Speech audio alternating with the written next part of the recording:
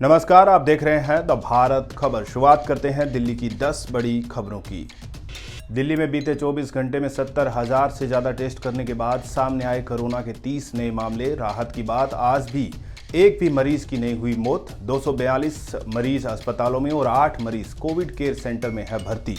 Home isolation में 127 मरीजों का चल रहा है इलाज। राजधानी में अब 411 है एक्टिव केसों की संख्या। विशेषज्ञों के मुताबिक दिल्ली में तीसरी लहर आने की संभावना कम, लेकिन लोगों को सावधानी बरतते रहने की जरूरत। दिल्ली एम्स में इलाज के लिए आने वाले मरीजों के लिए खुशखबरी। एम्स प्रशासन ने अस्पताल में जांच करवाने के लिए ब्लड सैंपल के समय को 5.5 घंटे बढ़ाया।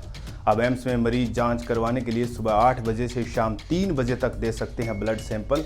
केंद्रीय स्वास्थ्य मंत्री मनसुख मंडाविया ने एम्स के मरीजों की परेशानियों का हल निकालने के लिए बीते 3 सितंबर को एम्स दिल्ली के सीनियर प्रोफेसरों की अगुवाई वाली एक कमेटी बनाई थी। इस कमेटी का काम था कि एम्स दिल्ली में इलाज करवाने आने वाले मरीजों की परेशानियां कैसे दूर की जाए। ऐसे में जांच करवाने के लिए बढ़ा हुआ समय इसी कमेटी की सिफारिशों का एक हिस्सा है, जिसे अस्पताल प्रशासन ने लागू किया है। इसके अलावा एम्स दिल्ली की कमेटी ने अस्पताल प्रशासन से सिफारिश की है कि एम्स में इलाज करवाने आने वाले मरीजों की 500 रुपये से कम शुल्क की हर तरह की जांच निःशुल्क हो, जिससे न सिर्फ बिल की लाइन कम होगी बल्कि इससे गरीब मरीजों को राहत भी मिलेगी। कमेटी की सिफारिशों को स्वास्थ्य मंत्रालय को भेजा जा चुका है और बाकी की सिफारिशों को लागू करने पर अंतिम फैसला स्वास्थ्य मंत्रालय को लेना है। दिल्ली एनसीआर इलाके में पड़ने वाले हरियाणा में पुराने वाहन अब सड़कों पर नहीं चल सकेंगे। हरियाणा के 14 जिलों में से 10 साल पुराने डीजल और 15 साल से पुराने पेट्रोल वाहनों को जब्त कर लिया जाएगा। इस बाबत हरियाणा पुलिस विशेष जागरूकता अभियान भी चलाएगी। सुप्रीम कोर्ट के आदेश को न मानने वालों के खिलाफ वाहन को जब्त कर लिया जाएगा। वायु प्रदूषण को रोकने के लिए कोर्ट ने दिल्ली एनसीआर में पुराने वाहनों को चलाने पर प्रतिबंध लगाया है।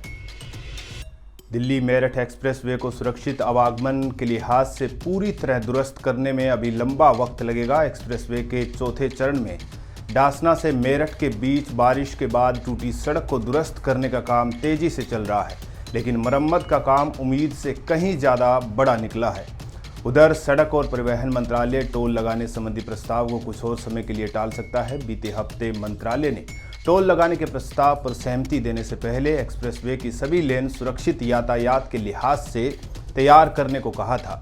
इसके बाद national highway authority of India ने निर्माण एजेंसी को 2 सप्ताह में सड़क का मरम्मत का काम पूरे करने को कहा था, लेकिन मरम्मत के काम में जुटी एजेंसी ने कुछ और समय मांगा है।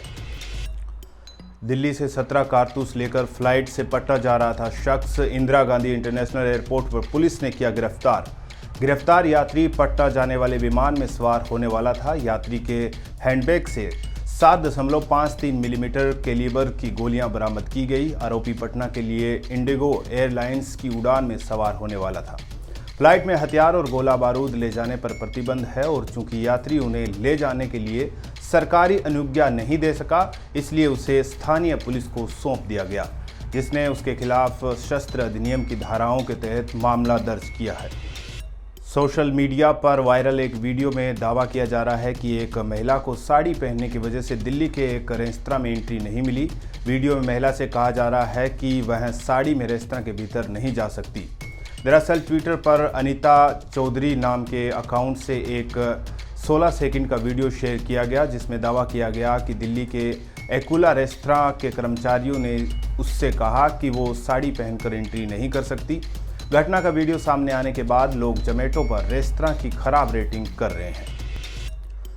पश्चिमी दिल्ली में चलाए गए 5 बचाव अभियानों में 20 से ज़्यादा बच्चों को भीख मांगने और कचरा बीनने के धंधे से मुक्त कराया गया। दिल्ली बाल अधिकार संरक्षण आयोग ने दी जानकारी। आयोग ने एक बयान में कहा है कि ये अभियान Rajouri garden, Raja garden Marg, city square mall, TDI mall, west gate mall और टैगोर गार्डन मेट्रो स्टेशन और सुभाष नगर मेट्रो स्टेशन के बीच के हिस्से में चलाया गया। इसमें कहा गया है कि मुक्त कराए गए बच्चों में 9 लड़कियां और 13 लड़के हैं। सभी नाबालिग हैं और 15 साल से कम हैं। दिल्ली में बच्चों को म्यूजिक सीखने के लिए अब बाहर जाने की ज़रूरत नहीं होगी। उप मुख्यमंत्री मनीष सिसोदिया ने देश के पहले मोबाइल म्यूजिक क्लासरूम और रिकॉर्डिंग स्टूडियो के रूप में एक खास प्रोजेक्ट मोबाइल म्यूजिक बस की शुरुआत की।